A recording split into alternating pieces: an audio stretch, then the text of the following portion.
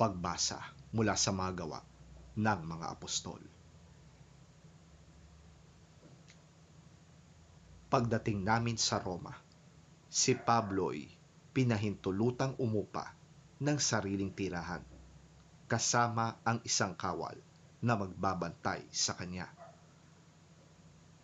Makaraan ang 3 araw, inanyayahan ni Pablo sa isang pulong ang mga pangunahing Hudyo sa lungsod.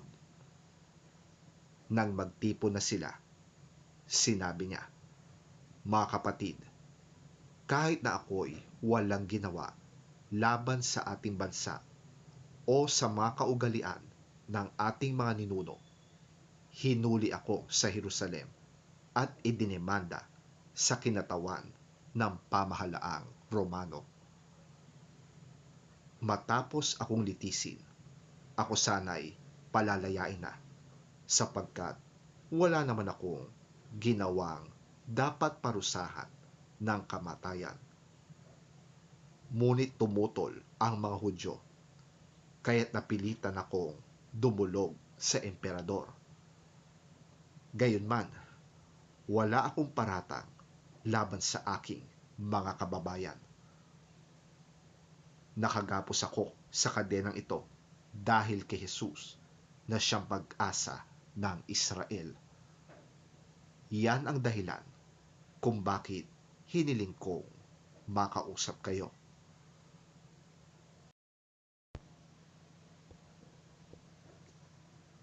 Humigit kumulang sa 2 taong nanirahan si Pablo sa Roma, sa bahay na kanyang inuupahan, at tinatanggap niya ang lahat ng pumupunta sa kanya. Siya'y buong tapang at malayang nangangaral tungkol sa kaharian ng Diyos at sa Panginoong Hesukristo.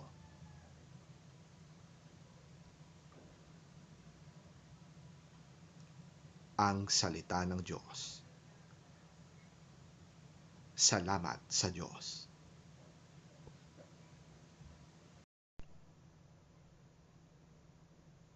Ang mabuting balita ng Panginoon ayon kay San Juan.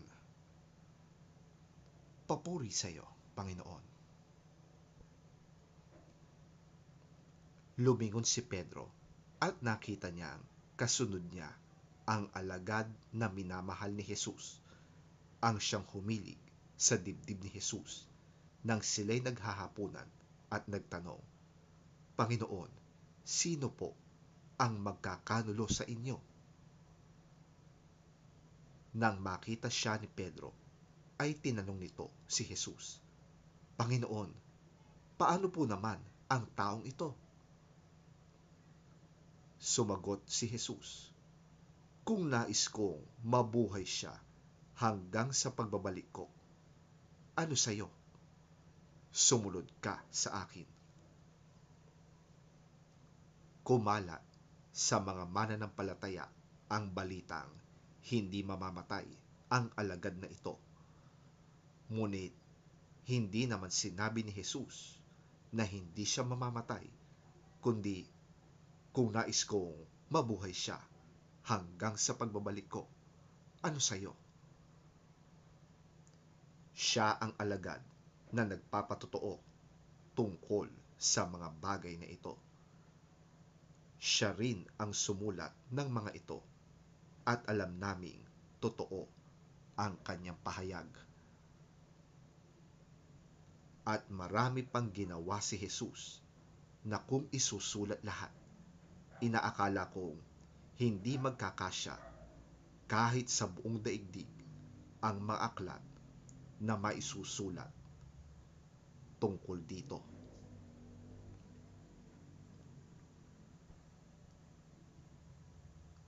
Ang mabuting balita ng ating Panginoon. Pinupuri ka namin, Panginoong Hesukristo. Peter turned round and saw behind him that other disciple whom Jesus loved, the one who had leaned close to Jesus at the meal and had asked, "Lord, who is going to betray you?" When Peter saw him, he asked, "Lord, what about this man?"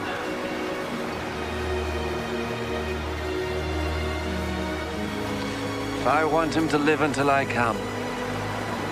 What is that to you? Follow me.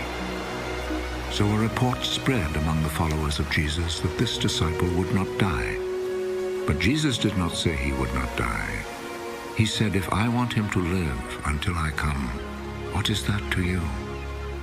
He is the disciple who spoke of these things, the one who also wrote them down, and we know that what he said is true. Now there are many other things that Jesus did.